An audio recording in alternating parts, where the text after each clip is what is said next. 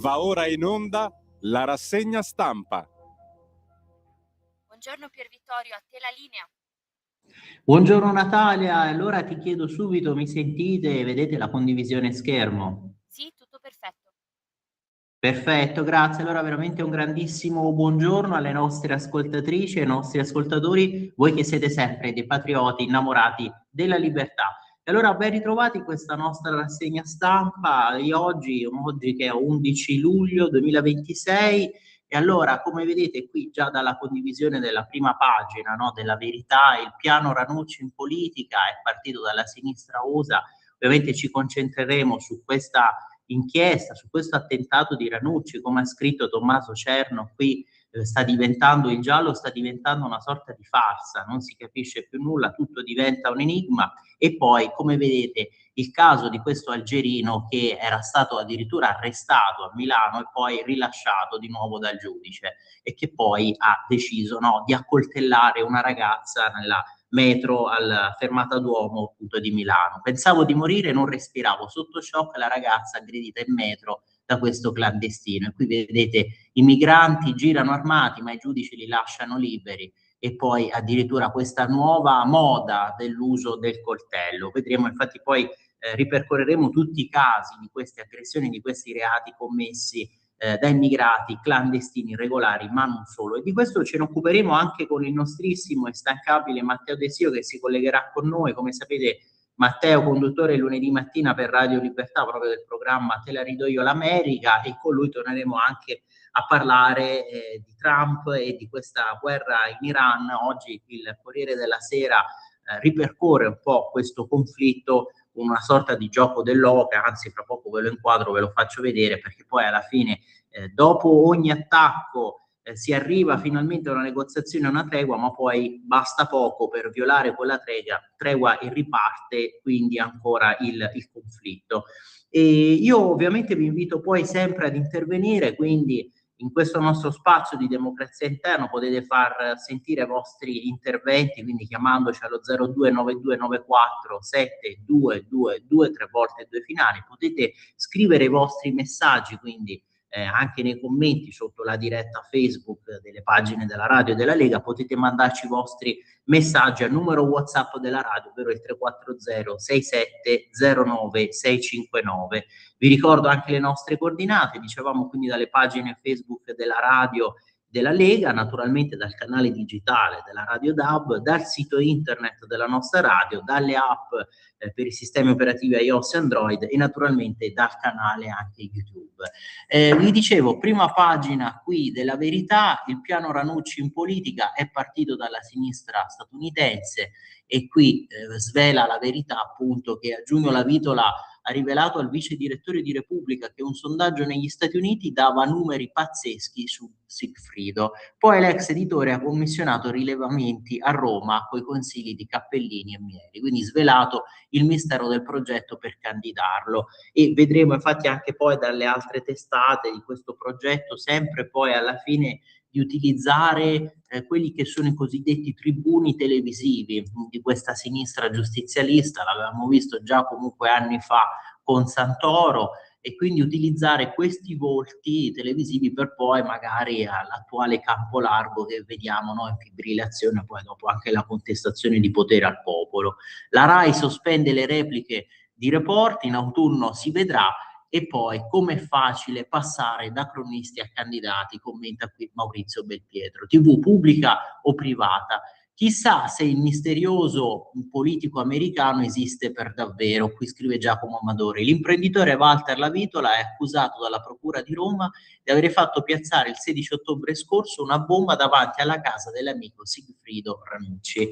E quello che è surreale è che poi lo stesso Ranucci, sempre persona così, no, moralista e moralizzatore, abbiamo visto nelle sue inchieste, poi ha ammesso candidamente che intrattiene questo rapporto di amicizia con la Vitola, che comunque è un personaggio così chiacchierato, che era già stato anche condannato per estorsione ai danni di Silvio Berlusconi. E vedremo poi che la stessa Selvaggia Lucarelli, insomma, risponde a queste domande oggi per il giornale a pagina 5. Lei stessa si dice, no, comunque sconvolta, perché poi più si va a fondo in questa vicenda e più tutto diventa surreale, diventa incredibile, pazzesco, come mai ci fosse questa amicizia e addirittura che poi la Vitola avesse commissionato, fosse insomma il mandante di questo attentato. Tant'è vero che alcuni hanno pure sostenuto l'ipotesi, ma non è che era un finto attentato per costruire la figura del martire, l'altra tesi shock. Del resto, insomma, in tutto questo quadro parecchio non torna.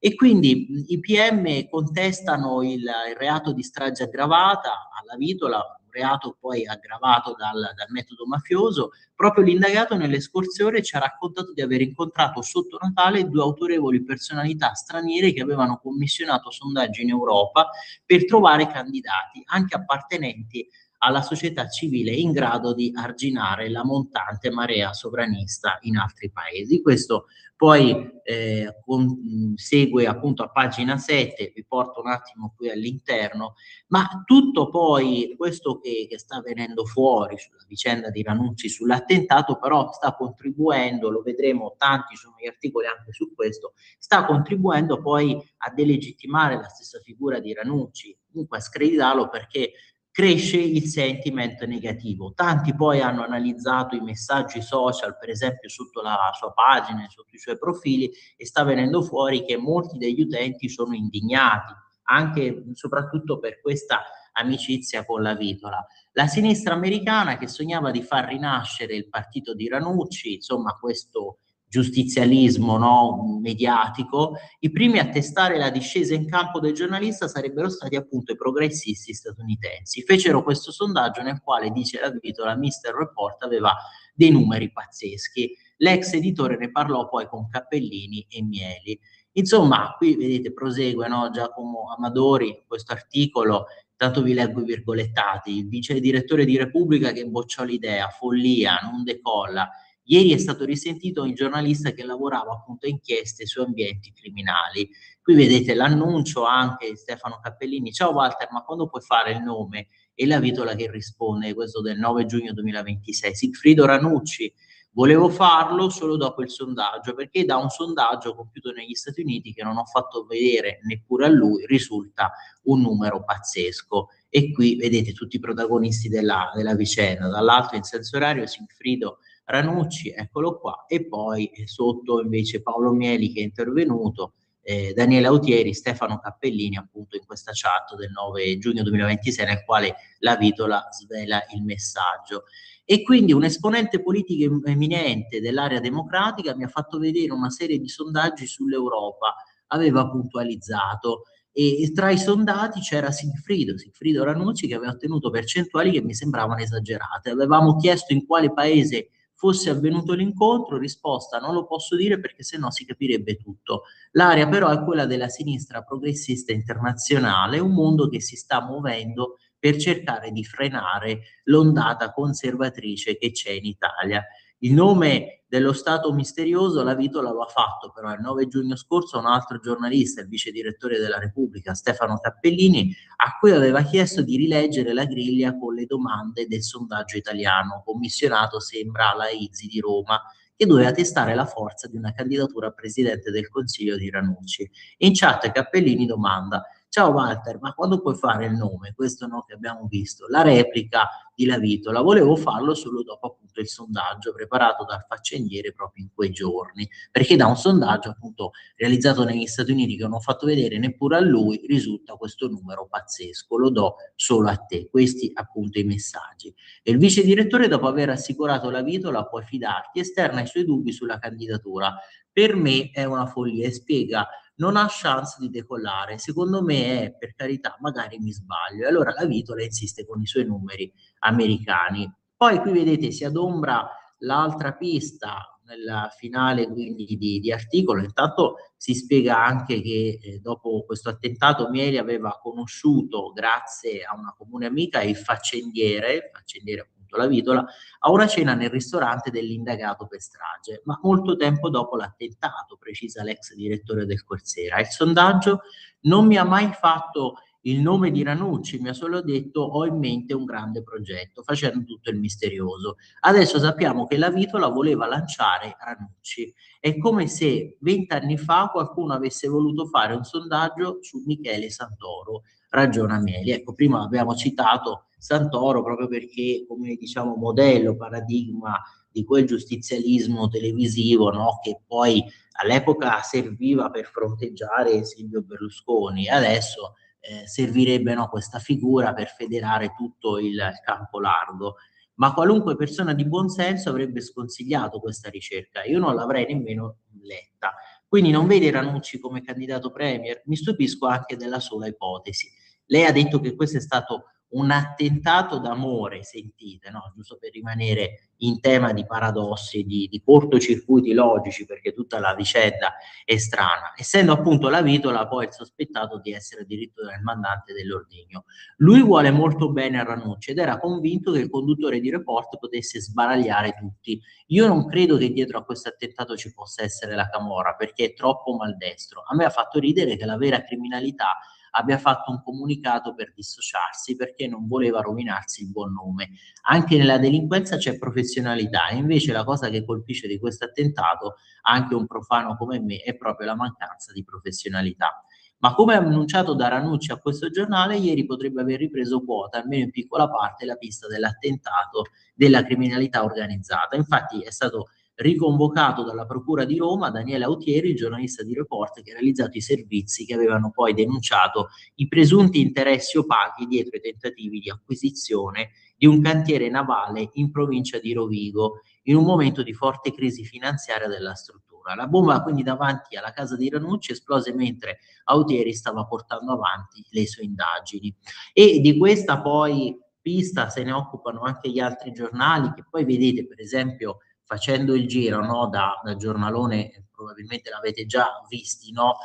Viste tutte le prime pagine, e cioè il Fatto Quotidiano invece per esempio, figurati, sostiene la tesi secondo cui alla fine questo attentato e anche poi tutti i contorni che sta assumendo la vicenda, che ripetiamo è anche abbastanza grottesca, stanno delegittimando tantissimo la figura di Ranucci, e quindi l'attentato sarebbe stato fatto, sarebbe stato ordito da chi ha interesse a screditare la figura di Ranucci. Qui vedete la prima pagina del Fatto Quotidiano di oggi, no? Fatto poi comunque già la RAI ha deciso di sospendere queste repliche estive del programma, la motivazione è anche per tutelare il patrimonio giornalistico di Report, però vedete subito poi la linea che sceglie il Fatto Quotidiano in questo, tutti contro uno a difesa, a critica di Ranucci, per carità ha subito l'attentato, però deve chiarire insomma un po' tutta la vicenda, e poi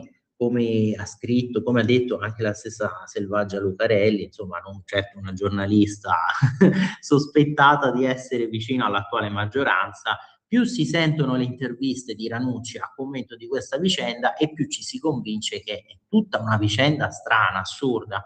Tutti contro uno, in piena indagine la destra si libera del programma, sentite no qui come scrive il Fatto Quotidiano in prima pagina, e poi addirittura per tutelarlo, ho messo qui tra virgolette, Movimento 5 Stelle AVS contrari il CDA, lui turpi congetture.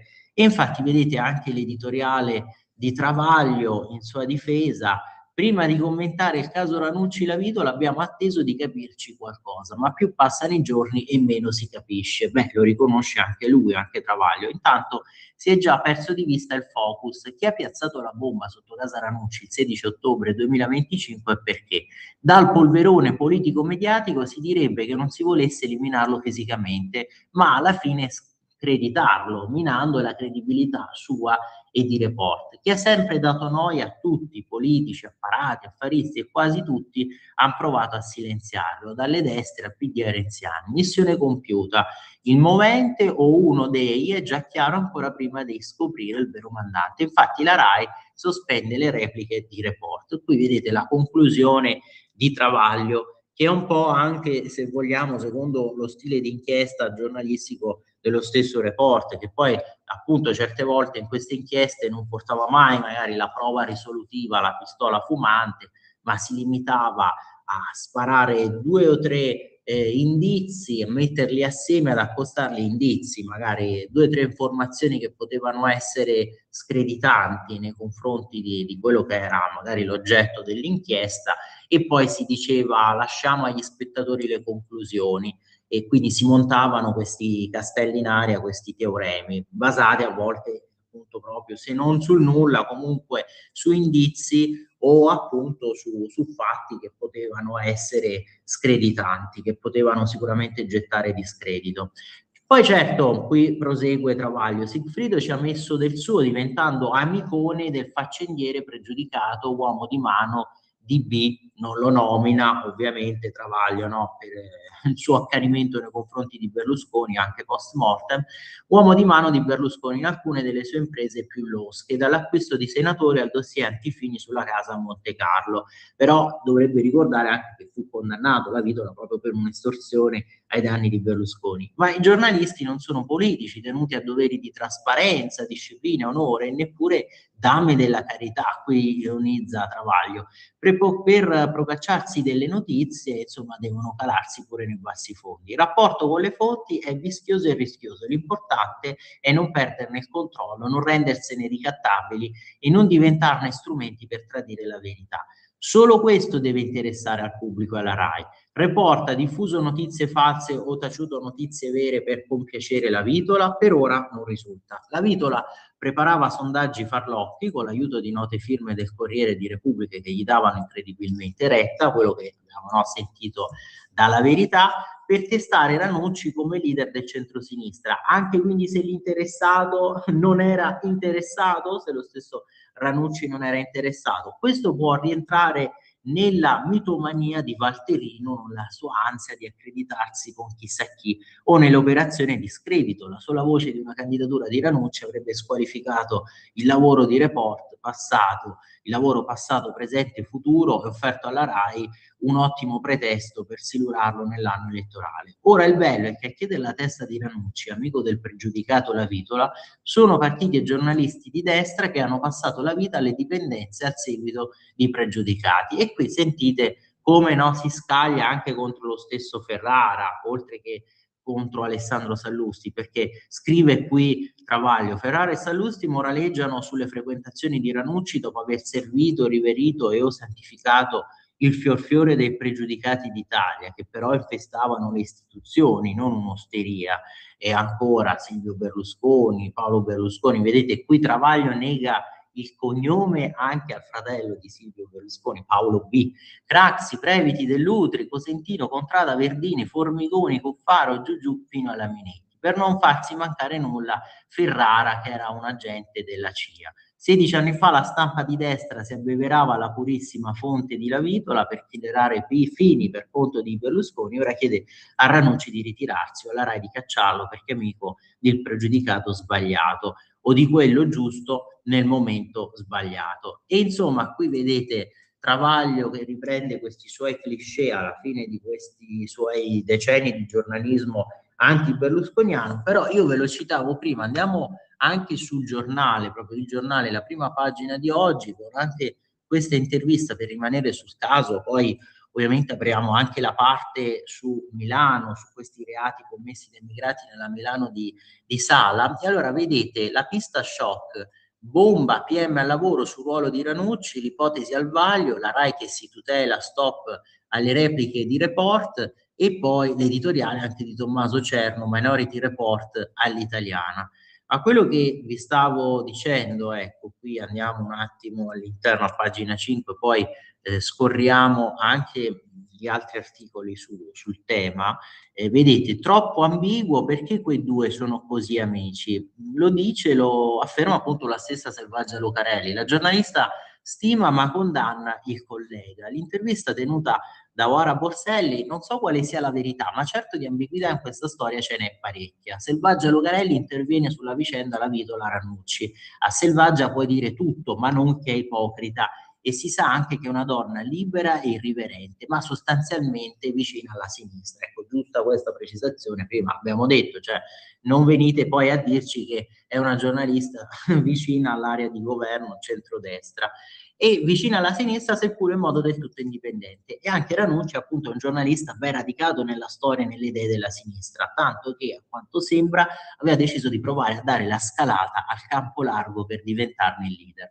Ora, questa storia della sua amicizia con Walter Lavito la fa accendiere con diversi precedenti penali, e l'ipotesi che sia stato proprio il suo amico Lavitola a organizzare l'attentato contro di lui, nel quale fu fatta saltare in aria la sua auto parcheggiata sotto casa, apre quindi una discussione complicata su Ranucci, leader incontrastato della trasmissione Report su Rai 3 ed eroe del giornalismo di sinistra.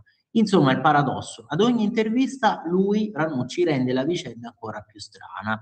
E la domanda iniziale: Selvaggia, ti sei appunto ricavata un'idea su questa storia? Beh, passare da quella bomba poteva uccidere mia figlia, che era da poco passata da lì, e anche io, se la Vitola ha delle responsabilità, sono sicuro che non voleva farmi del male, non può non suonare ambiguo, giustamente. Già, ti riferisci a due dichiarazioni rilasciate proprio da Ranucci a qualche mese di distanza l'una dall'altra. Sono dichiarazioni che stridono. Eh sì, se una bomba esplode sotto l'auto di famiglia, l'atto in sé prevede il rischio di uccidere. Ma allora perché Ranucci oggi sembra voler ridimensionare quella bomba dopo aver fatto per mesi la vittima di una trama terroristica? Ridurre un atto terroristico e con modalità mafiose a una sorta di bravata o a messaggio trasversale, qualunque cosa voglia dire questa espressione, sembra quasi una linea difensiva anziché accusatoria.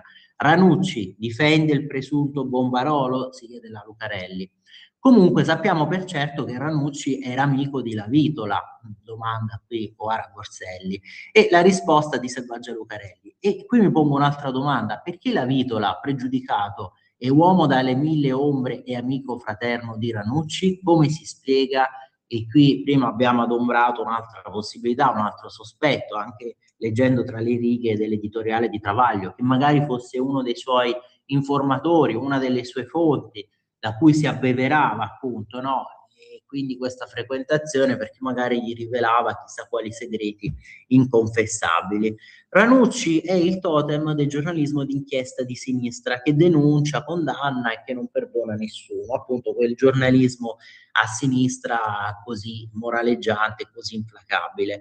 Ranucci ha costruito narrazioni e servizi sulle amicizie pericolose di politici e personaggi pubblici e sull'orrore delle intimidazioni ai giornalisti, e ora minimizza ciò per cui tutti, istituzioni comprese, gli avevano espresso solidarietà. Appunto, cioè, pensiamo allo stesso metodo o sistema di inchiesta di Report. Se dovessimo applicare quello schema anche allo stesso Ranucci, che ne è stato, se non l'ideatore, quantomeno no, il realizzatore, chi preparava quel tipo di format, e allora noi cosa dovremmo dire adesso su Ranucci stesso, no? Utilizzando quello stesso schema, quello stesso linguaggio, quella stessa modalità di giornalismo d'inchiesta. Domanda: ma tu hai stima per Ranucci? Risponde la Lucarelli. Anche chi lo stima non può però non accorgersi che tutto stride fortemente con la sua consueta intransigenza etica e professionale. Lui sta rilasciando delle interviste nelle quali cerca di fornire delle spiegazioni, di spiegare la sua posizione. A ogni intervista che rilascia rende la vicenda ancora più ambigua. E insomma, questo su Ranucci, poi ve lo citavo, lo andiamo a vedere, leggere assieme la riflessione di Cerno, magari l'avete vista anche voi da giornalone, appunto perché qui nella prima pagina del giornale: benvenuti nel Minority Report all'italiana, dove al posto di Agatha Christie e dei suoi fratelli immersi nella vasca, abbiamo i protagonisti dell'attentato che ha lasciato senza parole gli italiani, ovvero la bomba di fronte casa di Sigfrido Ranucci. Il problema è che la storia è diventata come quella dei film di Spielberg, dove la polizia riesce ad impedire i delitti arrestando i colpevoli prima che li compiano, grazie a dei veggenti. Il capitano John Anderton stavolta ha il volto di Sigfrido, ma il cortocircuito è servito. Le repliche di Report vengono sospese non per ciò che è stato trasmesso, ma per quello che la procura lascia intendere possa accadere, e cioè che Walter Lavitola e il conduttore, questa strana coppia, fossero in qualche modo i protagonisti di quello che sembra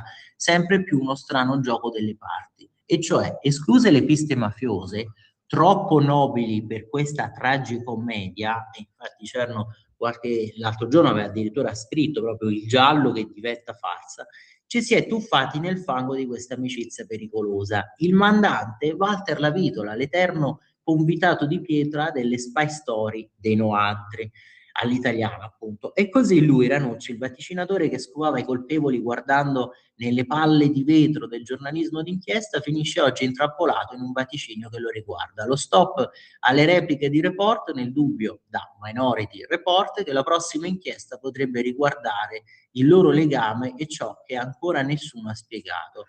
E insomma, il paradosso perfetto. L'uomo che voleva svelare le trame altrui è diventato lui stesso una trama. Resta da capire se i precog più pericolosi oggi siano i dirigenti di Vale Mazzini che prevedono guai o quel conduttore indefesso che nei guai potrebbe finirci da solo. Veramente, insomma, questa brutta storia che però continua ad essere fitta di misteri. A proposito, poi qui vedete, rimaniamo sul giornale, sulla prima pagina del giornale di oggi, donne sfregiate, Maranza e criminali, gli immigrati per bene si ribellano. I Maranza sono diventati sinonimo di immigrati violenti e chi viene da lontano e si è integrato da cittadino italiano irregolare ora comincia a ribellarsi. Italiani razzisti?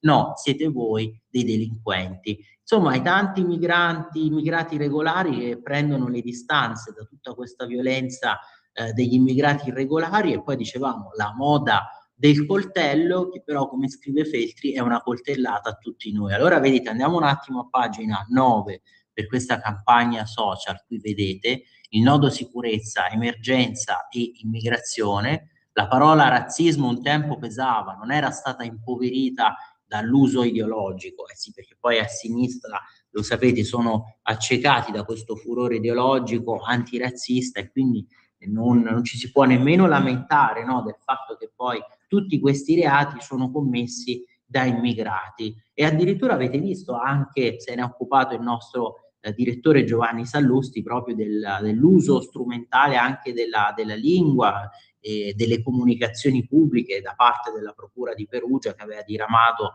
questo documento in cui si chiedeva sostanzialmente ai propri dipendenti, comunque agli stessi magistrati, poi di evitare proprio di diffondere, di far sapere la nazionalità di chi commette reati, comunque di chi è indagato. Ve lo recupero, probabilmente l'avete già seguito, ecco, ma giusto per puntualizzare questo aspetto, appunto, vedete, 10 luglio, ieri ci mancava la procura walk, vietato dire la nazionalità degli indagati. Cari ascoltatori, abbiamo un caso di neolingua politicamente corretta, anzi di non lingua nel senso proprio della rimozione diretta di qualche cosa che non è gradito. Oggi su qualche giornale, per esempio sul sito di Libero, è apparsa la notizia che la Procura Generale di Perugia ha deciso di fissare nuove regole per la comunicazione degli uffici requirenti del distretto.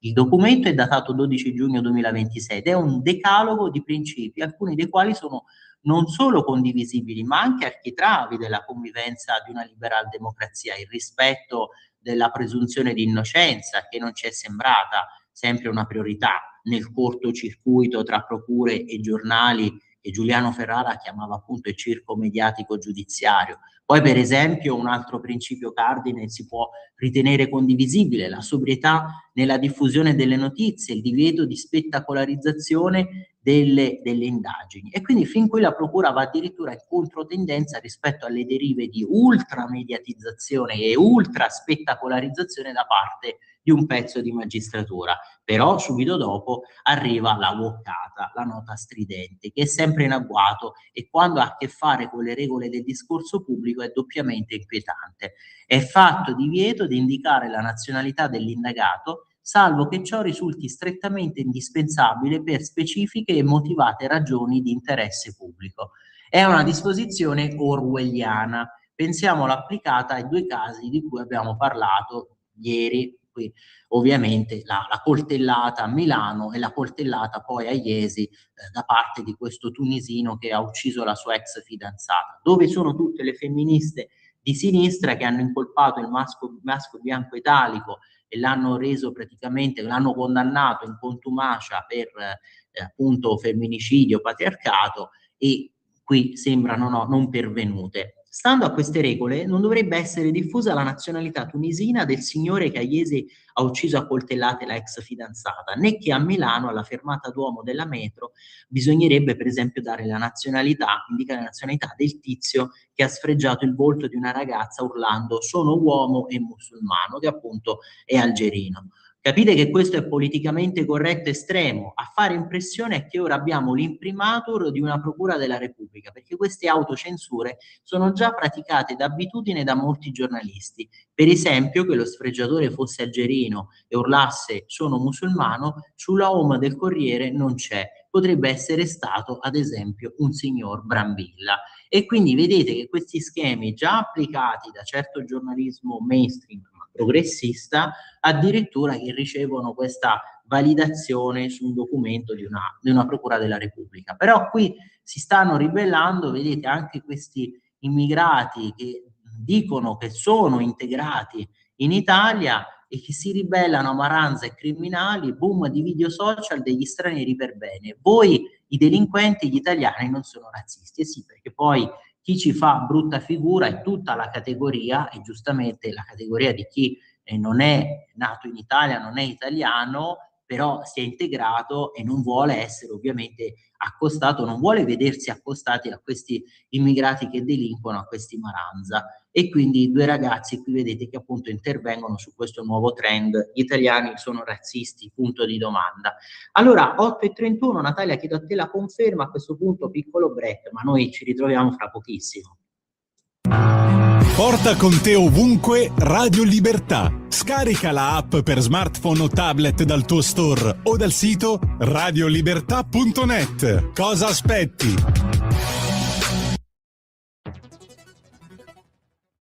C'è chi te la racconta sbagliata e chi te la racconta male. C'è chi te la racconta tagliata e chi te la racconta al contrario e chi non te la racconta affatto. QDS te la racconta giusta. Ogni giorno la tua terra, il suo presente, le sue attese, la sua volontà di rinascita. Leggi, abbonati, scegli il Quotidiano di Sicilia. L'informazione giusta per crescere insieme.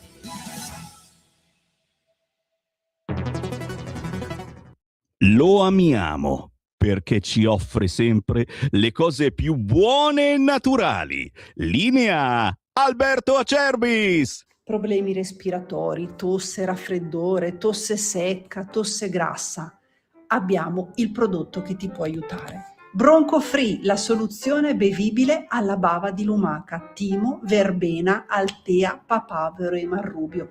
Un insieme di erbe e di prodotti che aiutano a sciogliere il catarro e a favorirne l'espettorazione in maniera naturale. La tosse è un meccanismo espulsivo naturale che il nostro organismo mette in atto quando all'interno delle nostre vie respiratorie entrano virus, entrano batteri, entrano sostanze che il nostro organismo ritiene dannose.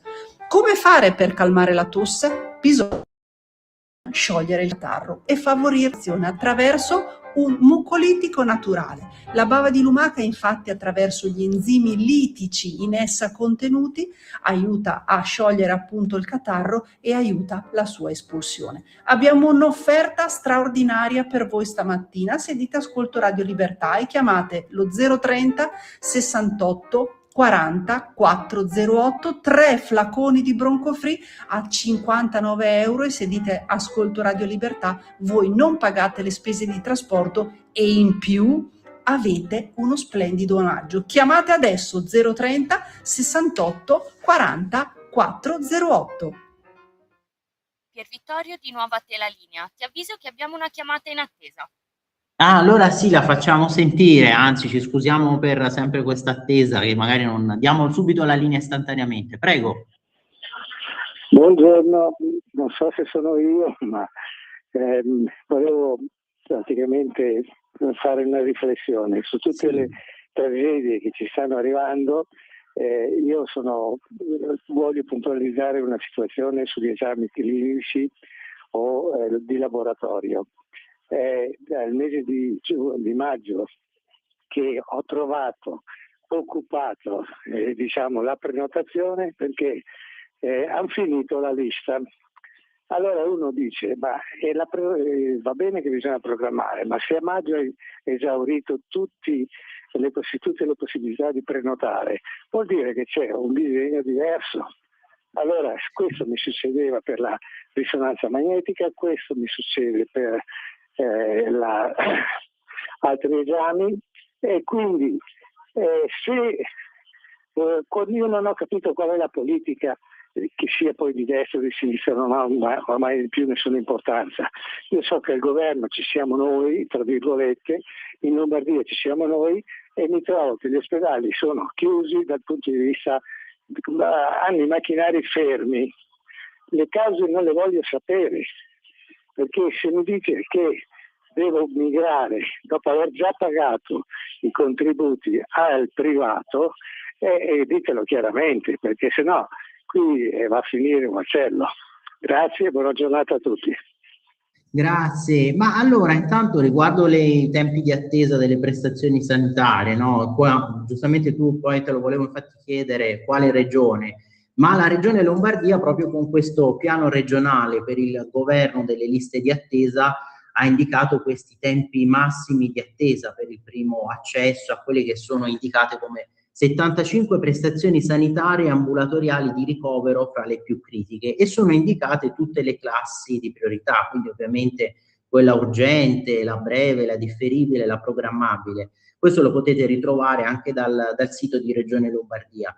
Poi ovvio che la situazione è sempre migliorabile, no? Ed è continuamente poi oggetto di verifica, di monitoraggio da parte dello Stato centrale, comunque del Ministero della Sanità, e di questo se ne occupa oggi anche il Corriere della Sera, proprio con pagina 23 sulla sanità, che guarda caso poi alla fine riceve quale regione riceve, diciamo, questo attestato di riconoscimento come la più virtuosa. Ora si dirà, come al solito lo dite, però anche dai sondaggi era venuto fuori che i governatori più amati sono spesso, quasi sempre, quelli della Lega, e qui la regione che in ambito sanitario ha realizzato più di tutti e meglio è il Veneto. Vedete, siamo qui, sanità, migliorano le prevenzioni, migliora la prevenzione e la cura, Veneto al top, con il sud resta il divario, e Schillaci che interviene sui livelli essenziali di assistenza. Un anno fa avevamo 8 regioni insufficienti, ora sono 3, e qui vedete come sono ripartiti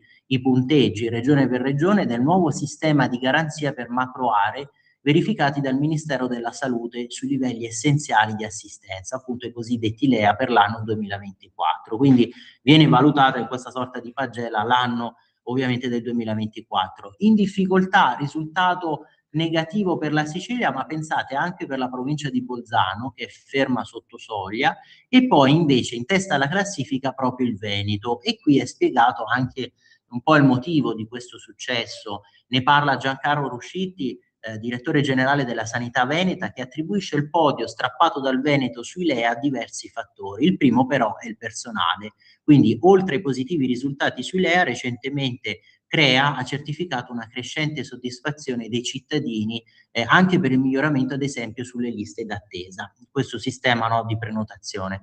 Qui il punteggio 288 su 300, praticamente si avvicina al punteggio massimo pieno, punteggio attribuito dal nuovo sistema di garanzia sui LEA al Veneto, che arriva al primo posto con 96 punti nell'area prevenzione, 95 nell'area distrettuale, 97 nell'assistenza ospedaliera. Insomma, questa è la dimostrazione che il sistema Veneto funziona e che i cittadini se ne rendono conto. Il Veneto è sempre stata una regione benchmark sin da quando esiste il sistema sanitario nazionale, ma questi risultati sono sicuramente da ascrivere innanzitutto ai dipendenti, e quindi i meriti di tutti questi anni di buona amministrazione, di buon governo di Zaia, e su cui ovviamente Stefani sta lavorando per ulteriormente migliorarlo, se possibile, no? Fare ancora meglio, ancora di più di quello che già si è ottenuto. Capitale umano a parte, Ruscitti riconosce nell'organizzazione fatta, che distribuisce i servizi sui territori regionali con la capacità di intervenire in prossimità, l'altro punto di forza del sistema sanitario veneto. Infatti,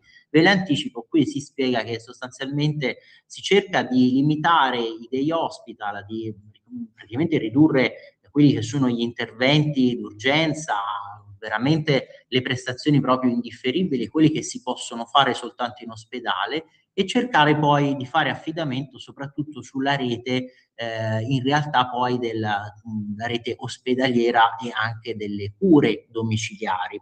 Al tema della diffusione territoriale delle cure mancava quest'ultimo tassello, ospedali e case di comunità che stanno entrando in funzione in questi mesi grazie al boost del PNRR, perché poi c'è anche l'ulteriore questione del fatto che la popolazione invecchia e quindi poi una serie comunque di cure, di prestazioni va effettuata proprio a favore di una popolazione sempre più anziana. Questo dovrebbe migliorare soprattutto la parte distrettuale, spiega Ruscitti, a proposito del boost del PNRR.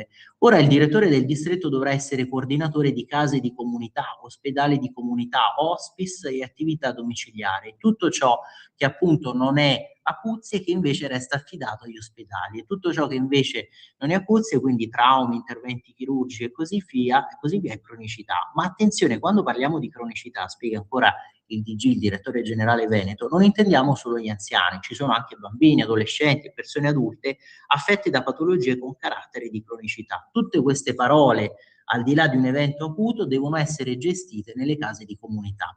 Dopo la pandemia si è spinto verso una suddivisione tra cronicità gestita sul territorio o a domicilio e invece acuzie che sono gestite dalla rete ospedaliera, dove abbiamo infatti diminuito le degenze, spiega Ruscitti. È quasi tutto dei hospital lì e dei surgery. L'idea è restare in ospedale il meno possibile, quello che stavamo dicendo. Il grosso sarà però inevitabilmente la cura della popolazione anziana. Fra 10 anni un quinto di noi avrà più di 80 anni. Già oggi il 40% di over 65 vive solo.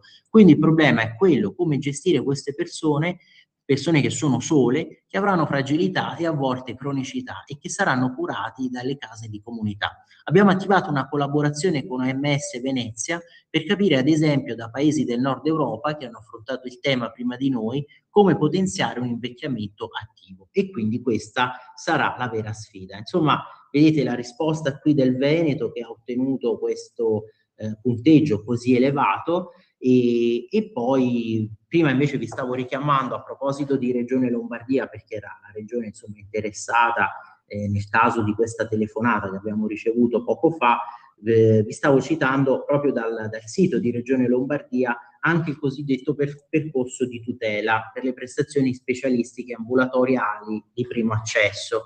E quindi nel caso in cui la struttura sanitaria a cui si rivolge il cittadino non avesse disponibilità ad erogare la prestazione di primo accesso entro i tempi previsti dalla priorità indicata in ricetta ovviamente del medico di base, è possibile rivolgersi al responsabile unico aziendale per i tempi d'attesa, che in collaborazione con il referente del CUP aziendale si occuperà della richiesta attivando alcune possibili soluzioni. Quindi la struttura sanitaria a cui si è rivolto il cittadino, sia essa pubblica o privata accreditata, si attiverà per individuare altre strutture pubblico-private accreditate del territorio di assistenza del cittadino in grado di offrire la prestazione entro i tempi indicati. Quindi della serie che se la lista di prenotazione indica quel tempo di attesa, ci si può rivolgere però al responsabile unico aziendale per i tempi di attesa e quindi cercare una soluzione per venire incontro, trovare magari un'altra struttura che se magari non è proprio la più vicina sotto casa, magari però può fornire quella prestazione indicata, per esempio con un certo codice di priorità dal medico di base, può trovare quella prestazione erogabile comunque in un'altra struttura non tanto lontana appunto dal domicilio del paziente. Noi abbiamo appunto, sì. Abbiamo un'altra chiamata.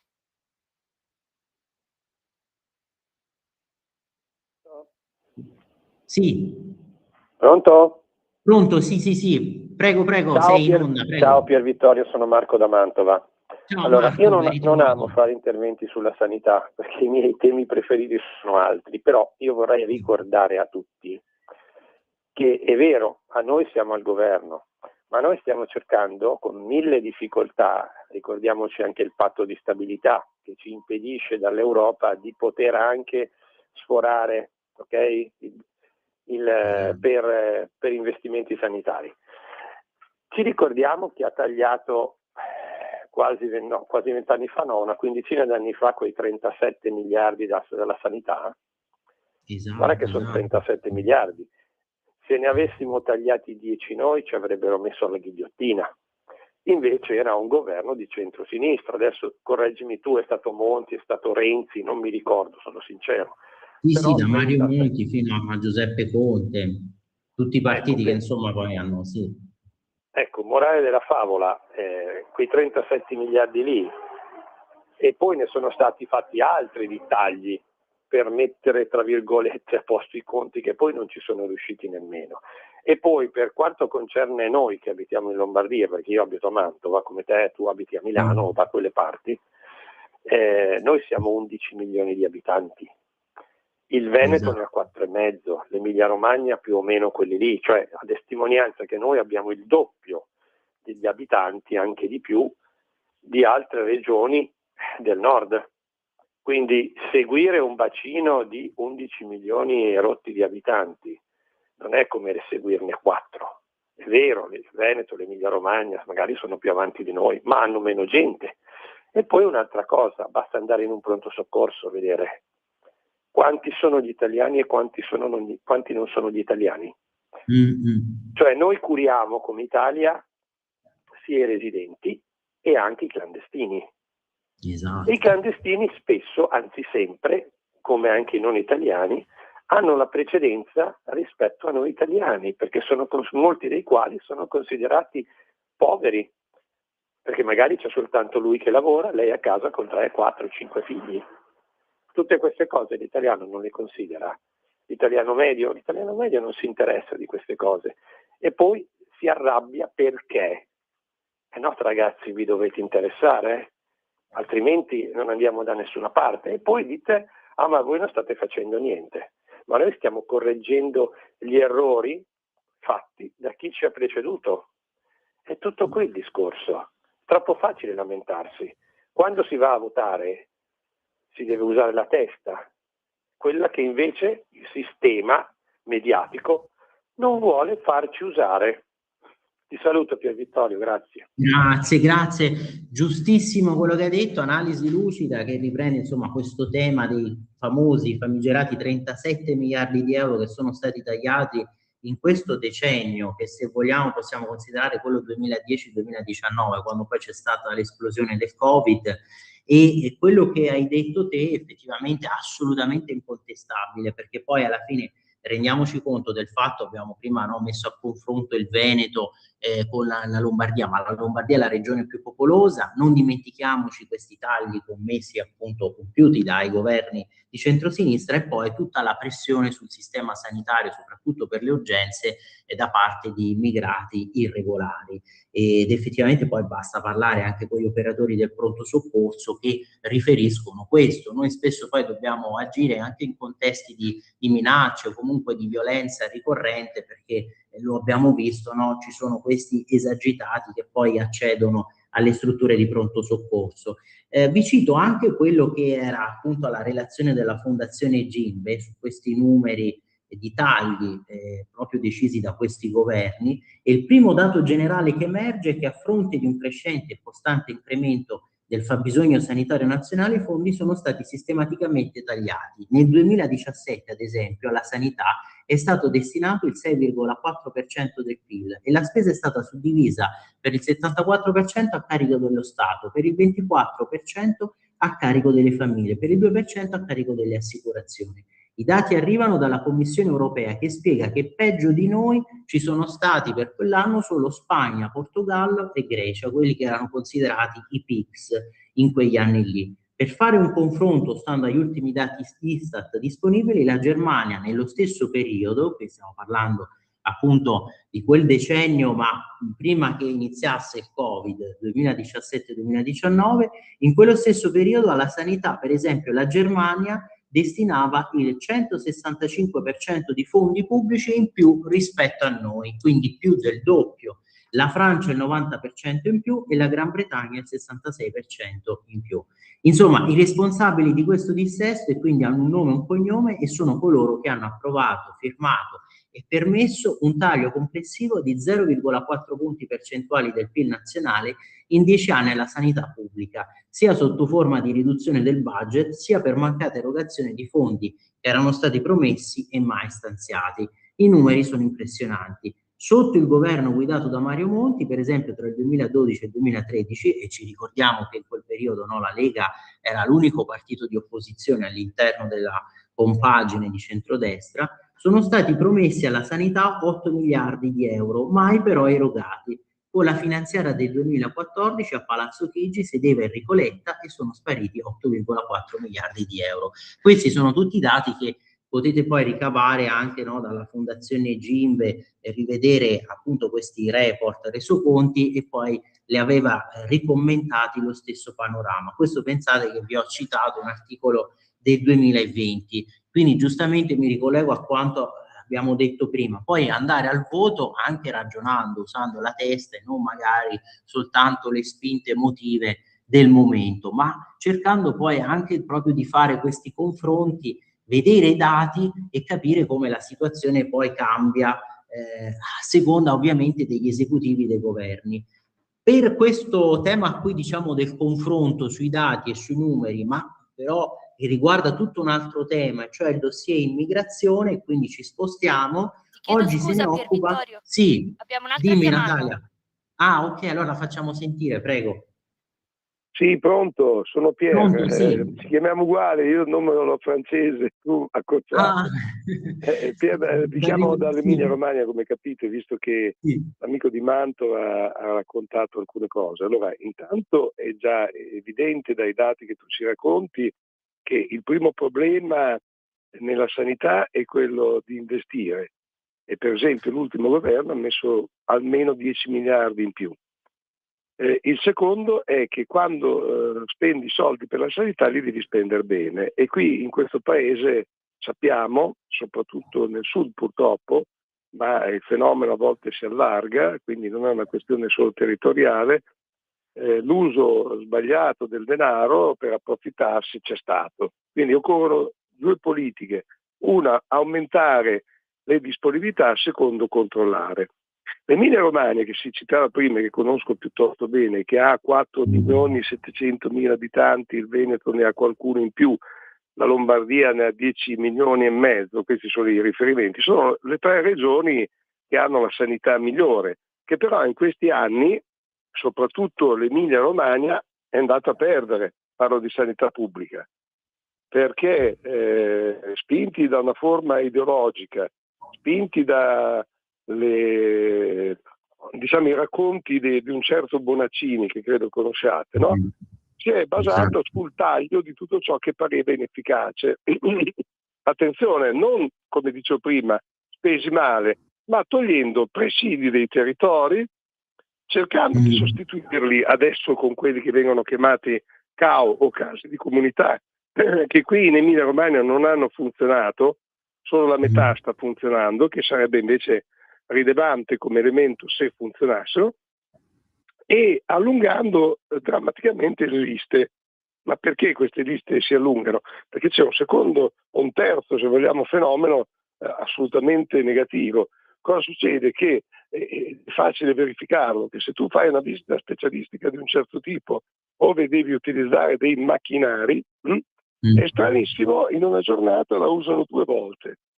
Se vai invece in Tramegna, all'improvviso nel giro e l'appuntamento ce l'hai dopo 6 mesi, se ti va bene. Se no si arriva anche a 2 anni e mezzo per alcune visite. In Emilia Romagna, sto dicendo, non in Calabria. E se poi tu invece scegli la via privata in Tramegna, diciamo così, lo stesso primario, lo stesso specialista, con la persona nel giro di una settimana risolve il problema. Allora la percezione che noi abbiamo, e finisco, è che si spinga la gente verso questa strada, quindi non ottemperando al compito fondamentale del servizio pubblico, di cui noi tutti nei prelievi fiscali che abbiamo paghiamo una sbadilata di soldi. E siccome la sanità, al di là di quello che raccontano i compagni, che poi non sanno mai quello che dicono perché parlano di sanità a scuola, non sanno che gli stipendi in realtà sono stati aumentati e negli anni 10 precedenti che sono diminuiti addirittura, succede che è all'appanaggio della regione, quindi sono le regioni che devono assolutamente attivarsi in questo meccanismo. Va bene, grazie, ciao. Grazie, grazie a te, e giustamente hai fatto notare, attenzione poi a quello che si dice a sinistra, perché pensiamo ai recenti interventi anche della Schlein, no? Bisogna sapere di cosa si parla, perché abbiamo visto da questi dati, da questi numeri, tagli compiuti dai precedenti governi di centrosinistra, e poi cosa accade, per esempio, cosa ci è riferito a proposito del sistema Emilia-Romagna. Ma la Schlein, per esempio, qualche giorno fa aveva attaccato il governo proprio sulla sanità. La destra la vuole a misura del portafoglio, poi sulle case di comunità, grande il pasticcio, serve il personale, e quindi era intervenuta a Firenze su questo evento nazionale dedicato alla nuova sanità territoriale. E quindi poi aveva detto, a proposito, no, di questi muri che da soli non curano le persone, sottolineando che senza personale il modello della sanità territoriale rischia di non decollare, e poi addirittura la promessa sparata, qui vedo che poi l'aveva recuperata, l'aveva anche rilanciata questa dichiarazione lo stesso Sole 24 Ore, e cioè nostra priorità è portare la spesa sanitaria al 7% del PIL, quindi difendere la sanità pubblica, difendere questa sanità pubblica universalistica, perché ci sono 6 milioni di italiani che rinunciano alle prestazioni sanitarie, e poi questo a soglia del livello europeo almeno del 7%. E peccato però che appunto quando siano stati al governo non se ne siano occupati, anzi abbiano addirittura tagliato, ridotto drasticamente. Ma poi a proposito di sanità, tutto il capitolo invece della gestione dell'emergenza Covid, perché questo è un altro tema che oggi in rassegna stampa dobbiamo comunque continuare ad occuparcene, anche per la inchiesta Conte che sfugge, che dice sì, ascoltatemi, ma in commissione, ma non puoi essere audito se sei contemporaneamente componente, ti devi dimettere. E vedete, sia il Tempo, poi il giornale Libero riprendono questo tema, e adesso ve lo apro però da qui, insomma, da pagina 2 del Tempo, vedete i 900 milioni di euro, la stima del maxi profitto sulle mascherine che si impenna. Il costo effettivo era per quelle buone di 41 centesimi e per quelle scadenti di 6 centesimi, perché poi fu acquistato, ve lo ricordate, anche questo megalotto poi da società mezze anonime cinesi, lotto di mascherine che poi si rivelarono praticamente inutilizzabili, per quanto era appunto scadente, di infima qualità questa, insomma, fabbricazione. Quelle scadenti 6 centesimi l'uno, ma Arcuri le pagò oltre 2 euro a pezzo, trasporto escluso. Quindi anche qui viene il sospetto: come mai questo maxi profitto a determinati amici, a queste società che magari ci furono delle tangenti? L'offerta rifiutata. L'ex vice capogruppo al Senato di Forza Italia, Massimo Mallegni, segnalò la possibilità di ottenere delle mascherine FFP2 a 0,70 euro. E insomma, più si scava, qui ne scrive oggi Edoardo Romagnoli per il Tempo, no? Dicevo a pagina 2, più si scava nella mega fornitura da 800 milioni di mascherine cinesi acquistate dalla struttura di Arcuri tra marzo e luglio 2020, e più si rafforza l'ipotesi che qualcuno abbia ottenuto questo maxi profitto dall'operazione. Dalle analisi che il Tempo ha compiuto su dati e contratti a disposizione emerge infatti come più di 900 milioni del mega appalto da 1,25 miliardi di euro si sarebbero proprio volatilizzati. Ma andiamo con ordine, siamo nel marzo 2020, alla struttura commissariale guidata da Domenico Arcuri arriva una segnalazione da parte del senatore di Forza Italia Massimo Mallegni per un'offerta di mascherine da 0,70 centesimi al pezzo, trasporto incluso. Nonostante la necessità di reperire dispositivi di protezione individuale sia urgente, la richiesta però viene declinata. Il commissario decide tramite intermediari di rifornirsi in Cina da questi 3 consorzi, quindi Wenzhou Light, Luokai Trade e Wenzhou Munrai. Ma quanto costavano queste mascherine? Il costo in Cina per una mascherina chirurgica a 3 strati, di cui uno melt blown, cioè il tessuto non tessuto, il picco del prezzo di produzione raggiunto proprio tra marzo e aprile 2020, quando praticamente l'epidemia stava esplodendo, varia da 0,10 a 0,12 euro al pezzo, mentre per le N95 e le FFP2 il range di prezzo di produzione nel momento di massima emergenza si aggira tra 0,41 e 0,46 euro al pezzo. Ne segue che un prezzo di mercato onesto, cosiddetto franco fabbrica, ossia escludendo le spese di imballaggio, trasporto, assicurazione e sdoganamento, si sarebbe aggirato tra 1 euro e 1,20 euro al pezzo. Ma invece qual è stato il costo pagato dall'Italia? La struttura italiana però paga per l'FFP2 un prezzo di 2,16 euro al pezzo, al quale va aggiunto poi 0,38 euro di trasporto per ogni singola mascherina. Risultato? Ogni FFP2 è stata pagata in totale mediamente 2,54 euro, mentre invece le N95 sono state pagate 2,20 al pezzo più il costo del trasporto, quindi sempre 0,38 euro al pezzo di trasporto, però per arrivare a un prezzo finale di 2,58 euro, come dimostrato da una fattura proprio da una di queste tre aziende cinese del consorzio, appunto la Wenzhou Light, e da una nota stessa della Guardia di Finanza. Conclusione: la struttura di Arcuri avrebbe pagato quelle mascherine più di 2 volte il prezzo di mercato e quasi 5 volte il prezzo industriale stimato secondo queste elaborazioni del tempo, e quindi i prezzi anche di queste FFP2 si sono gonfiati oltre misura. Non solo, va considerato che su 800 milioni di mascherine circa 250 milioni di pezzi risultarono non conformi e pericolosi, con un'efficienza fino a 10 volte inferiore rispetto a quella dichiarata. Quindi il costo reale del prodotto effettivamente consegnato si aggira tra queste 0,06 e 0,13 euro per le FFP2 non conformi, per le chirurgiche sempre non a norma. E quindi, secondo queste stime, la struttura commissariale sentita avrebbe pagato 17 volte il prezzo per le FFP2 non conformi e 37 volte il prezzo per le chirurgiche non conformi. Cioè, questo per far capire che cosa avvenne durante la gestione di un'emergenza sanitaria di quel livello.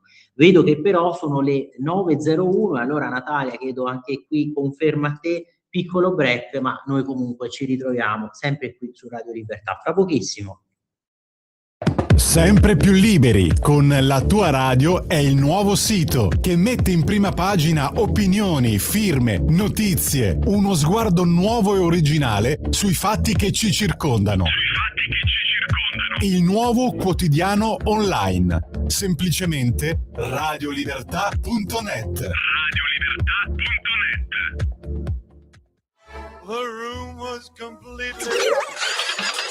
Stanco di perderti i tuoi programmi radiofonici preferiti? Vorresti la tua musica, le tue voci amate sempre con te, ovunque tu vada? Radio Libertà, l'applicazione che trasforma il tuo smartphone e tablet nella tua radio personale. Scaricala ora, è gratis per i dispositivi Android e iOS. Avrai tutta la programmazione quotidiana di Radio Libertà a portata di mano. Scopri di più su radiolibertà.net. Semplicemente la tua radio. A te la linea per Vittorio, abbiamo una chiamata. Ah sì, allora grazie Natalia, facciamola sentire subito, ecco questa chiamata, prego. Pronto, buongiorno, sono Paolo da Cagliari. Ciao, ciao, buongiorno. Ciao, buongiorno. In effetti sono stato colpito da quella telefonata precedente, il quale diceva che c'era una relazione di eccesso di non uso delle apparecchiature, e quindi allungamento nei termini della prenotazione e così via, che si aggirano alla fine intorno all'anno tra una cosa e l'altra. E a me farebbe piacere che ci fosse una notizia sicura su queste cose, perché per farci una vera opinione, perché diversamente siamo sempre un po' in balia di tante voci che magari ci mettono un po' di amaro in bocca e non ci portano niente. In effetti ho in mente che magari l'intramenia funziona più del pubblico, perché lì non ci sono problemi di carico, in quanto lì il sanitario ha una relazione col guadagno un po', no? Con l'aumento del guadagno, perché è una cosa a parte. E sarebbe bello, ma chi è che è il controllore che controlla alla fine tutte questo carico di lavoro, che magari può essere vero o fittizio, insomma. No, ecco, solo questa osservazione così. Per il resto vi ringrazio tutti. Buongiorno. Grazie a te. Sì, innanzitutto è lo stesso secondo me, secondo noi, credo, è proprio il cittadino, come stiamo facendo anche noi, no? Oggi in diretta, che poi valutiamo, sì, commentiamo quelli che sono anche i dati ufficiali, ma poi è lo stesso cittadino che può far valere la sua voce, ed è una voce sicuramente fondamentale, perché poi è quella del diretto interessato. Ma infatti qualche giorno fa era uscita anche questa indagine Piepoli, no? Per 7 italiani su 10 i tempi di attesa che sarebbero troppo lunghi. Questa era stata riportata, no, in una indagine che era stata poi condotta appunto in questi giorni, però come poi vediamo spesso c'è uno scarto tra quella che è un po' la realtà e a volte anche un po' una certa percezione, perché è innegabile che ci siano delle difficoltà, e l'abbiamo detto, poi tutto è assolutamente migliorabile e deve essere migliorato, ci mancherebbe. Però per esempio il quotidiano Sanità aveva riportato che per le liste d'attesa i tempi migliorano nel 2026, ci sono però ancora quasi 1 milione di visite che sono in ritardo e anche di esami. Insomma, più criticità, qui era riportato nelle urgenze forti divari regionali. Vi cito per esempio, no, questi dati, queste percentuali che fanno anche riflettere sul fatto che comunque poi alla fine c'è questa tendenza al miglioramento. Nel primo quadrimestre 2026 migliorano i tempi di attesa. Prime visite al 78,7% ed esami diagnostici all'84,7% di rispetto delle soglie. Tempi peggiori per alcune urgenze e grosse variabilità regionali. Arriva l'aggiornamento della piattaforma nazionale curata da Agenas. Quindi liste di attesa che migliorano, ma il problema deve essere ovviamente, può essere ancora risolto, migliorato. Tra gennaio e aprile 2026 su circa 10 milioni di prenotazioni acquisite dalla piattaforma nazionale delle liste d'attesa, quindi sono quasi un quinto, no? Perché 2 milioni e sono rimasti, tra visite e esami diagnostici, sono rimasti fuori dai tempi di garanzia. E il nuovo cruscotto 2.0 di Agenas, presentato appunto recentemente, che mostra anche un altro elemento decisivo per leggere correttamente gli andamenti regionali. Alcune regioni che ottengono risultati molto alti nel rispetto dei tempi, che hanno anche una quota enorme di prescrizioni in classe P, quella programmata, con soglie appunto a 120 giorni. È un dato quindi che impone prudenza. Rispettare i tempi è più facile se la maggior parte delle prestazioni viene collocata nella priorità meno urgente. È ovvio poi che giustamente se questa innanzitutto gli stessi CUP magari non riescono a fissare l'appuntamento nei tempi stabiliti, però si deve anche poi, il cittadino deve far annotare questa data proposta, deve anche verificare, come dicevamo, che ci possa essere la possibilità, no, di tenerla in un'altra struttura, magari non la più vicina, ma che può garantire un'erogazione in tempi brevi, e poi la possibilità di richiedere questa prestazione in libera professione intramenia. Prima ne abbiamo parlato sul fatto che magari lì sembra quasi che le liste di attesa magicamente si diminuiscano, no? Che si riducano, oppure appunto presso una struttura privata convenzionata, con la possibilità che poi l'utente paghi sempre soltanto il ticket e invece l'ASL si faccia carico della differenza. Una montagna di soldi, qui vedete, ve l'ho tenuta in condivisione la prima pagina del Tempo di oggi, questi 900 milioni, ci eravamo sbagliati ma solo per debito, il maxi profitto anomalo sulle mascherine che è stato realisticamente molto peggiore. Insomma, se tutto fosse confermato sarebbe veramente gravissimo, sarebbe uno scandalo per il nostro erario, su cui veramente non sarebbe probabilmente il più grande scandalo nella storia della Repubblica, come ha scritto Daniele Capezzone, responsabilità politica di Conte al di là di ogni aspetto penale.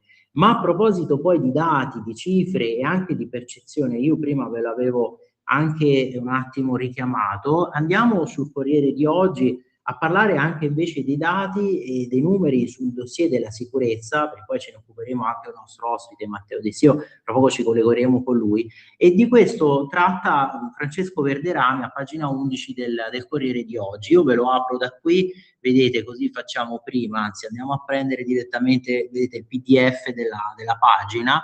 Il governo ha la sfida sulla sicurezza, i dati per rispondere a sinistra e a destra perché ovviamente Il riferimento qui è a Vannacci, che si è prodigato, si è impegnato in queste prodezze sportive, nuoto, bici, corsa, Vannacci triathlon con pochi fan, Imperia e inni al Duce. Insomma, non potevano mancare pure questi. I dati quindi per rispondere a sinistra e a destra, la spinta a comunicare il crollo degli sbarchi, perché i risultati sono stati tanti sulla, per esempio, la diminuzione del numero di sbarchi, l'aumento del numero dei rimpatri, e poi tutti i risultati ottenuti a livello europeo con anche questo voto all'Europarlamento, con il voto proprio sul regolamento per i rimpatri con procedure accelerate, con il voto poi di tutte e quattro le destre che hanno votato assieme, l'abbiamo commentato con questo coro, send them back, rimandateli indietro, le quattro forze, no, che hanno votato, tutto il centrodestra e le destre, il Partito Popolare, conservatori e riformisti, i patrioti, quindi tre gruppi cui fanno capo Forza Italia, Fratelli d'Italia e Lega, e il voto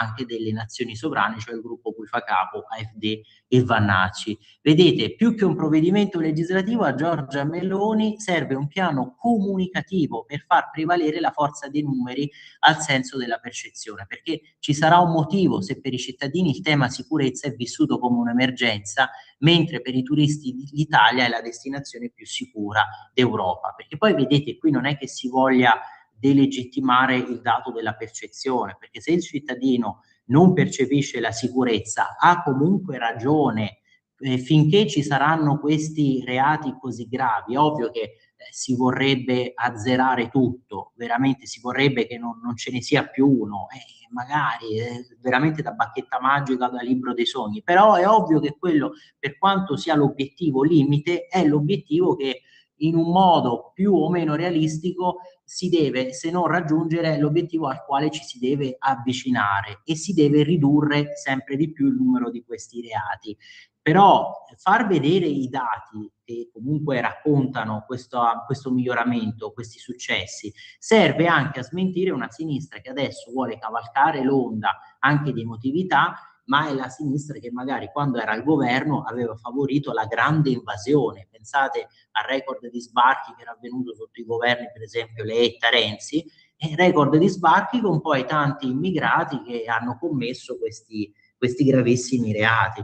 E allora vedete, i turisti non votano, e al momento il governo deve fronteggiare gli attacchi da destra e a sinistra dei suoi avversari. Si va da chi sollecita gli istinti proponendo un irrealizzabile progetto di remigrazione, Vannacci, a chi vorrebbe porte aperte a un'accoglienza pressoché indiscriminata. Così le riunioni a Palazzo Chigi servono, come spiega una fonte accreditata, ad affinare una modalità di risposta alle obiezioni sulle mancanze. Traduzione: la Premier, le mancanze addebitate, no, all'esecutivo. La Premier vuole rompere l'accerchiamento, e siccome il punto sensibile è la gestione dell'immigrazione, i dati devono servire a sconfessare le false narrazioni. È un fatto che ci sia stato questo crollo degli arrivi. Nel primo semestre del 2026 gli sbarchi si sono dimezzati rispetto ai numeri dello stesso periodo del 2025, e da 26.000 migranti si è passati a 12.000. Nulla a che vedere con i picchi da oltre 150.000 persone, quindi negli anni passati. La flessione è dovuta anche agli accordi stipulati con Libia e Tunisia, che hanno rimpatriato 200.000 persone giunte nei loro paesi in collaborazione con strutture delle Nazioni Unite, evitando così 200.000 potenziali arrivi in Italia. Contestualmente sono aumentati quindi i rimpatri. Da gennaio a maggio sono stati circa 4.000. L'obiettivo dell'esecutivo, sostiene chi conosce il dossier, è ridurre nel 2026 gli arrivi sotto la soglia dei 30.000 migranti, rimpatriandone 10.000. In questo modo, ha detto in riunione il titolare del Viminale Matteo Piantedosi, si darebbe l'esatta percezione che il fenomeno si governa e non si subisce. Quando per esempio i gabinetti di centrosinistra trattavano con l'Europa, scambiando l'accoglienza per una maggiore flessibilità sui conti pubblici. Quindi raccontano che il riferimento non sia stato casuale, perché uno degli aspetti su cui Giorgia Meloni chiede una maggiore comunicazione è lo sforzo compiuto per ottenere un risultato sull'immigrazione a Bruxelles. E qui, prima di iniziare il collegamento, e poi su questi stessi temi, perché parleremo appunto anche di immigrazione, di quello dei reati gravi commessi nella Milano di Sala, vedete anche cosa ha detto per esempio lo stesso ministro della difesa nell'intervista che ha rilasciato al Corriere della Sera, sempre per il Corriere di oggi, qui a pagina 5. Vi ci porto da qui, perché poi la domanda delle domande è stata pure: ma allora, per quanto riguarda il Viminale, il Ministero degli Interni, come ha lavorato Piantedosi, il Viminale può tornare a Matteo Salvini, e qui vedete lui ha risposto, ha ovviamente affrontato anche gli altri argomenti della politica internazionale. Teheran non rispetta i patti, ma c'è una parte del regime che vuole chiudere la guerra. E poi quest'ultima domanda, Vannacci, le ultime domande, Vannacci cresce ancora nei sondaggi, sarete costretti ad allearvi con l'ex generale per non perdere le elezioni? Che poi domanda che viene fatta anche allo stesso Crosetto, che prima, vi ricordate, quando era uscito il caso, il polverone mediatico per la pubblicazione del libro di Vannacci, all'epoca fu anche criticato perché aveva comunque sospeso, aveva adottato questo provvedimento di sospensione del generale, e poi è stato pure riattaccato da alcuni perché hanno detto doveva essere più duro nei suoi confronti, e invece non era stato così intransigente e così rigoroso, perché comunque un generale che aveva tenuto tutti quegli interventi così politici, era entrato insomma nel bel mezzo dell'agone politico, andava sanzionato più pesantemente, andava bloccato sul nascere quello che sarebbe diventato, no, adesso uno dei più forti oppositori al governo Meloni, e lì una ricostruzione era quella per cui poi alla fine la stessa Fratelli d'Italia non aveva voluto colpirle più di tanto il generale Vannacci, proprio per non perdere potenziali voti, no, tra questi elettori un po' delusi o comunque più sensibili sul tema sicurezza. Domanda quindi per questa intervista condotta da Monica Guerzoni al ministro Crosetto: sarete costretti ad allearvi con l'ex generale per non perdere le elezioni? Vannacci cresce perché c'è una percezione di insicurezza, anche spinta da quella guerra ibrida di cui parlavo. Il governo ha fatto tantissimo e grazie al presidente Meloni ha cambiato di 360 gradi l'approccio sull'immigrazione. Devo continuare a lavorare in questa direzione. Dobbiamo appunto continuare a lavorare in questa direzione. E poi la domanda finale, anche sostituendo Piantedosi con Salvini al Viminale, ora c'è Piantedosi, ha lavorato molto bene, ha portato a casa risultati straordinari, dall'immigrazione alla diminuzione incredibile degli sbarchi fino alla lotta alla criminalità, come già aveva realizzato Salvini. E quindi chiude questa porta, no, a una possibilità di ritorno di Salvini al Viminale, che poi, vedete, questo è il tema, l'argomento poi riportato proprio nella prima pagina, a sintesi dell'intervista stessa, perché poi vedete il titolo qui, dalla prima pagina, il ministro della difesa, il Viminale, ora c'è Piantedosi e lavora bene, e poi ovviamente anche il commento sul vertice NATO. Ma sono le 9:16, Matteo, sei già in linea con noi, sei già collegato? Sì, buongiorno a te Pier e buongiorno a tutti i radioascoltatori. Grazie per avermi qui, Pier.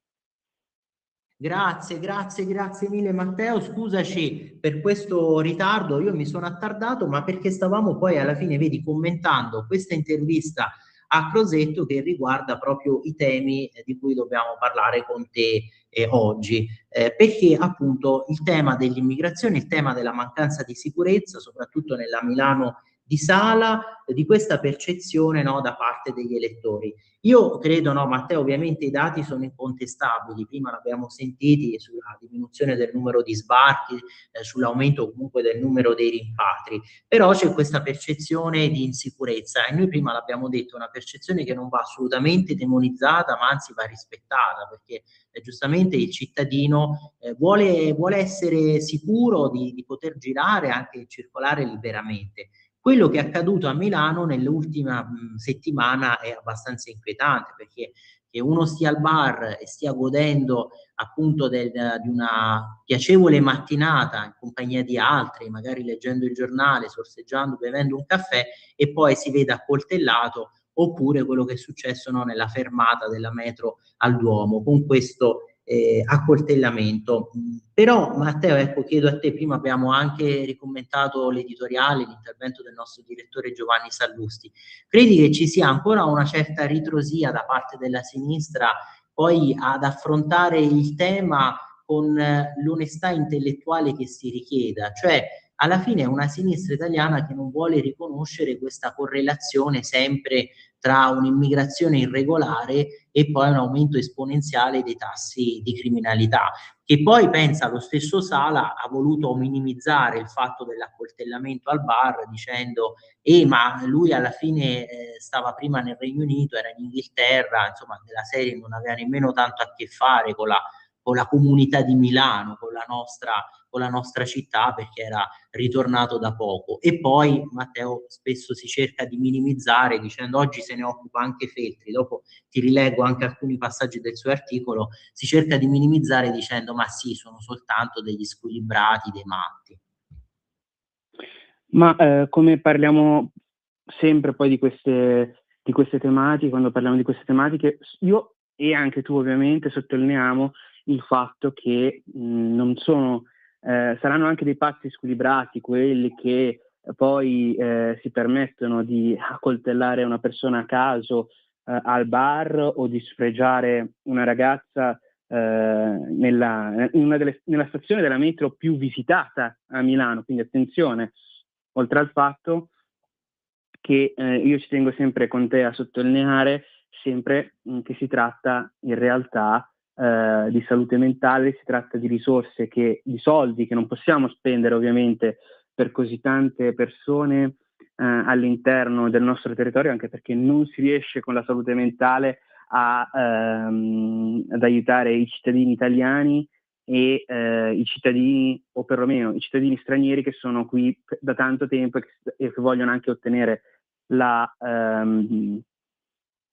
cittadinanza. Parliamo quindi di salute mentale, ripeto, perché non sono pazzi squilibrati che attaccano le persone a caso, soprattutto una sinistra che su queste tematiche dovrebbe essere aggiornata e combattiva. Si parla di salute mentale, ripeto, perché la società che non avendo le risorse per integrare questa enorme quantità di personaggi, lascia soli questi personaggi che poi, tra virgolette, impazziscono, ma il problema di fondo è appunto l'enorme quantità di persone che lo Stato italiano non può permettersi di badare. Quindi nasceranno dal nulla, secondo una lettura a sinistra, dal nulla, persone alienate,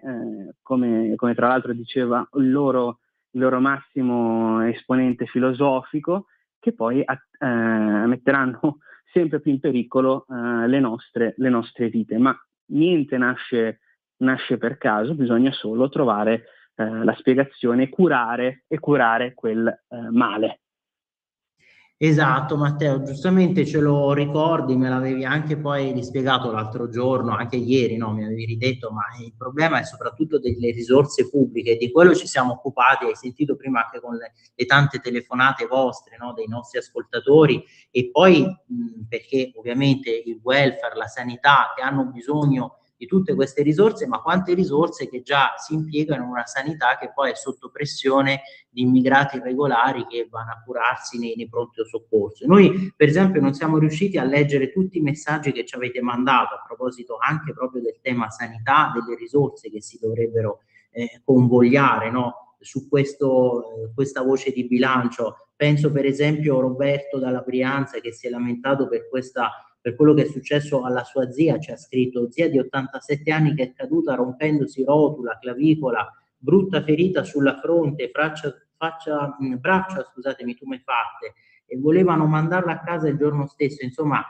ci possono essere questi casi, e ovviamente poi abbiamo sentito anche dalle telefonate prima dei nostri ascoltatori che ovviamente ci sono poi casi e casi a seconda delle regioni, a seconda delle stesse prenotazioni, delle visite che si devono fare. Teniamo conto che il 25% di chi prenota però poi non si presenta alla visita e non disdice l'appuntamento, anche questo va ricordato.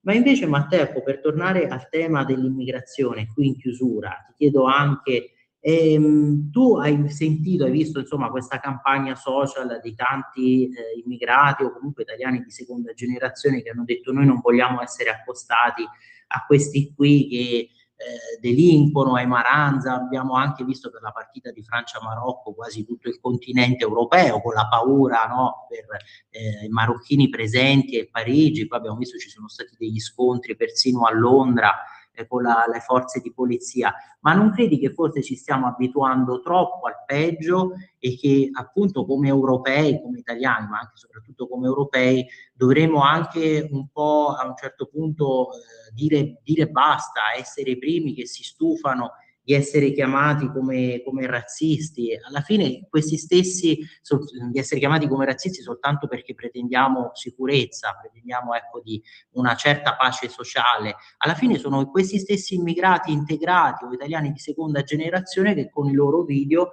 hanno detto noi siamo orgogliosi di essere in Italia, gli italiani non sono razzisti. Alla fine il fatto stesso che una ragazza sia stata sfregiata in viso, questo, come ha scritto oggi Vittorio Feltri, adesso vi inquadro l'articolo, è uno sfregio un po' anche a tutti noi italiani. Concordo con la lettura del grande Feltri, anche perché secondo me questi video sono anche segnali di dove l'integrazione funziona, di dove l'integrazione sia effettivamente possibile, sia per le risorse del territorio, sia perché la famiglia magari è più aperta a certe tematiche, tante questioni che ovviamente poi bisogna assolutamente monitorare, non lasciare tanto per, come invece vorrebbero a sinistra, solo per apparire progressisti, solo per apparire più ospitali. Anche i messaggi che purtroppo ci hanno inviato i radioascoltatori, purtroppo, nel senso che ovviamente li vogliamo assolutamente leggere e mostrare per denunciare eventuali mancanze. Purtroppo perché si nota che c'è un'effettiva mancanza di fondi per la sanità importante, e in più certe risorse, come dicevi tu, sono purtroppo destinate da altre parti. In generale ci sono le mancanze di risorse, quindi ovviamente non è che è tutta colpa di immigrati irregolari, ma ecco, se €1 lo posso spendere per una zia, una parente, una signora in difficoltà, un anziano in difficoltà, o anche un bambino italiano piuttosto che un personaggio aggressivo, ecco, preferirei destinarlo a quelle persone. Parliamo anche di situazioni molto complicate per quanto riguarda quello che hai citato, e quindi ci auguriamo, con anche questo lavoro che facciamo qui in radio, di denunciare queste problematiche molto molto molto importanti. Esatto, il nostro lavoro che deve essere proprio quello di dar voce comunque a questa anche percezione di insicurezza, ma anche raccontare e spiegare quello che si è realizzato. E io te l'ho citato, Matteo, voglio appunto chiudere perché vedo sono le 9:27, sono in ritardissimo, vedete la stanza di Vittorio Feltri, siamo stati sfregiati tutti, e lui risponde a questo lettore: caro Lorenzo, questa storia non suscita soltanto la rabbia, l'accoltellamento dell'algerino irregolare che ha sfregiato con un coltello una ragazza di 23 anni, non suscita soltanto rabbia, suscita qualcosa di ancora più pericoloso: sfiducia. E allora vedete, lui qui in conclusione scrive: è la fiducia di un intero paese che ha riportato una cicatrice, siamo stati sfregiati tutti. E questo va letto secondo me in abbinamento, e qui concludo con questa lettera che ha mandato appunto qui un lettore, Rocco Bruno, che si è firmato sullo striscione Italia, gli italiani. Meraviglioso striscione di 2 studenti, ve lo ricordate il caso? 10 lode e promozione con il massimo di voti ai 2 studenti che a Cesena hanno esposto questo striscione, l'Italia, gli italiani. Chi ci ha visto messaggi razzisti, nazionalisti o altro in malafede. Il senso di quello striscione è una verità inconfutabile: non è italiano chi nasce in Italia, ma italiano chi rispetta le nostre leggi e si integra nella struttura giuridica del nostro paese. Chi non si integra, anche se è nato qui, non può e non deve essere considerato italiano. E allora, commentando questo messaggio di un lettore qui del giornale di oggi, io vi ringrazio, vi saluto, ringrazio te Matteo, ringrazio te Natalia, mi scuso ovviamente qui mi sono attardato, sono le 9:28, buona continuazione qui su Radio Libertà.